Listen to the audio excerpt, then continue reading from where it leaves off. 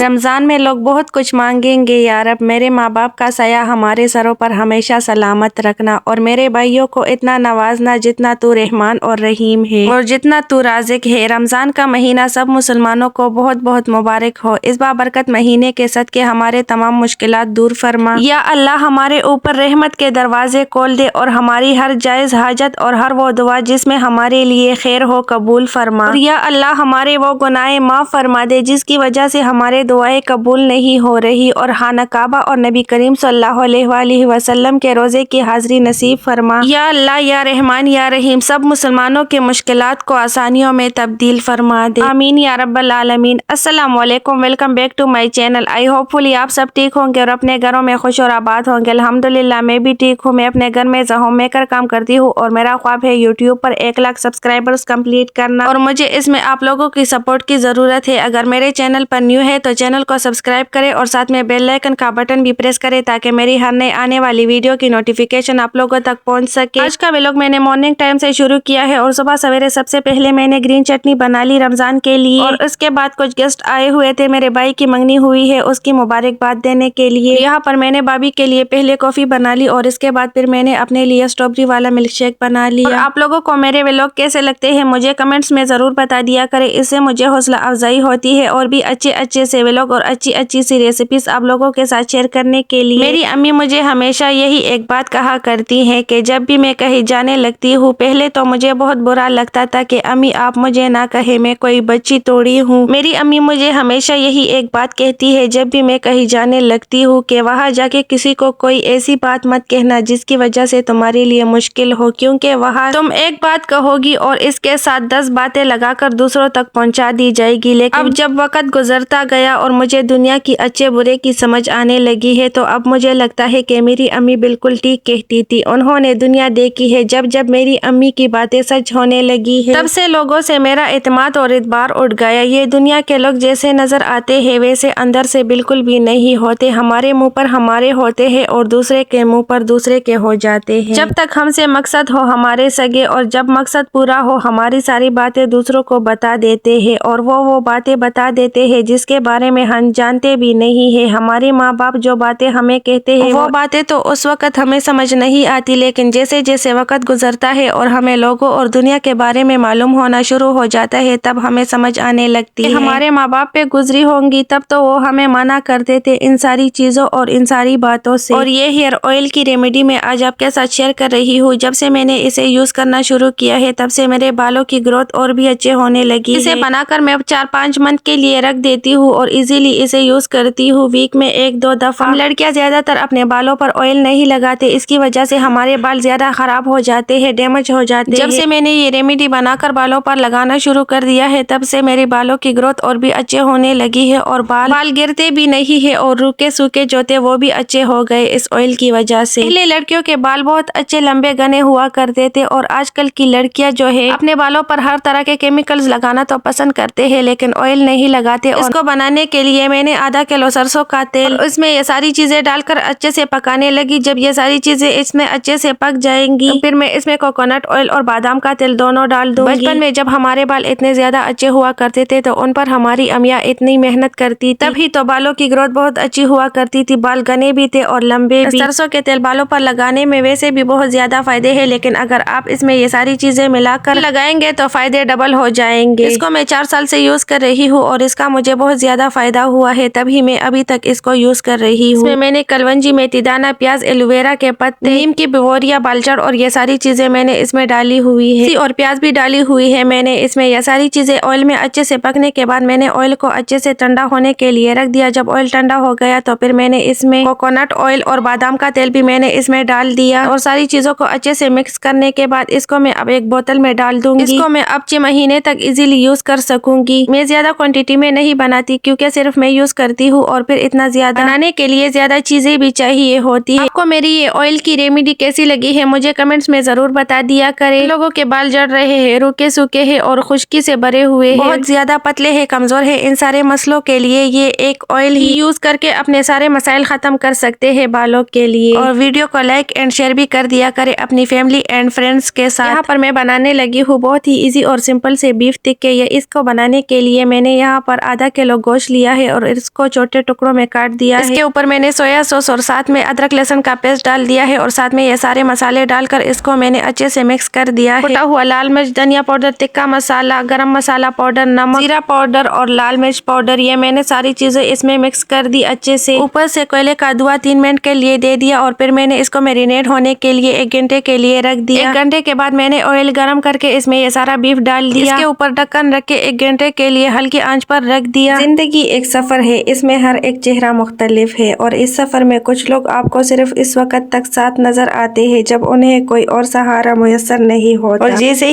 और जैसे ही उन्हें बेहतर साया मिल जाए ये आपको धूप में ही छोड़कर चल देते हैं। इसलिए जिंदगी में उन लोगों को कभी भी अपनी तरजीहात में शामिल ना करें जो आपको सिर्फ तब ही याद करते हैं जब इन्हें कोई और मुयस्सर नहीं होगा। हमारे बड़ों ने बिल्कुल ठीक कहा है, मतलबी रिश्ते कोयले की मानंद होते हैं, अगर गर्म हो तो हाथ जला देते हैं और अगर ठंडे हो तो हाथ काले कर देते हैं। और इंसान की ज़रफ़ की पहचान तो इस वक्त होती है जब इसके पास इख्तियार हो या जब सामने वाला इसकी मिजाज के मुताबिक ना हो। अगर हमारे इखलाक सिर्फ पसंदीदा लोगों के लिए अच्छे हैं तो ये हम इखलाक नहीं बल्कि सिर्फ मौका परस्त है, क्योंकि हकीकी ताल्लुक तो वो है जो वक्त, हालात, ज़रूरत और मिजाज बदलने के बावजूद भी कायम रहे। जिंदगी में एक ऐसा मकाम भी आता है जहाँ इंसान को तल्ख हकीकतें तस्लीम करनी पड़ती है। सच तो ये है कि जिस चाव से इज्जत नफ्स जख्मी होने लगे इस चाव से कड़ी धूप अच्छी। फर्क नहीं पड़ता आप कितने काबिल, कितने कीमती है, इतने अहम नहीं। अगर आप ना कदरों के हथे चढ़ गए हैं तो यकीन मानिए आप बेकार हैं। आपकी कीमत आपकी अहलियत से नहीं परखने वाले की ज़रफ़ से तय होती है और बहुत बड़ा फ़र्क है ज़रूरी होने में और ज़रूरत होने में। अफसोस के हम पूरी ज़िंदगी ये बात समझ ही नहीं पाते कि हम अक्सर लोगों की ज़िंदगी में ज़रूरत तो हो सकते हैं मगर इनकी ज़िंदगी में ज़रूरी नहीं। और जब दिलों में दूरियां आ जाए तो कंधे से कंधा मिलाकर बैठे लोग भी अजनबी लगने लगते हैं, क्योंकि फासले कदमों के नहीं एहसासात के होते हैं। दिल तक जाते हैं तो फासले खुद ब खुद बढ़ने लगते हैं, दूरियां पैदा हो जाती है, रिश्ते कमज़ोर पड़ने लगते हैं। आई होप कि मेरा आज का ये व्लॉग आप लोगों को पसंद आया होगा। अगर पसंद आया है तो एक प्यारा सा कमेंट ज़रूर कर दे और अगर व्लॉग पसंद नहीं आया तो फिर भी एक प्यारा सा कमेंट ज़रूर कर दे। वीडियो को लाइक एंड शेयर भी कर दे और चैनल को सब्सक्राइब भी। इसका दिन बहुत अच्छा गुजरा, अल्लाह का ढेर शुक्र अदा किया। मिलते हैं नेक्स्ट व्लॉग में, तब तक के लिए अपनी ढेर सारी दुआओं में याद रखिएगा। अल्लाह ताला हम सब से राजी हो और हम सब पर अपने रहमत के दरवाजे खोल दे, हमारी परेशानियां दूर फरमा दे और हमारे लिए आसानियां पैदा फरमा दे। आमीन। ब्रांड न्यू व्लॉग में फिर मुलाकात होगी, तब तक के लिए खुश रहे, आबाद रहे, खुशियां बांटते रहे। अल्लाह हाफिज।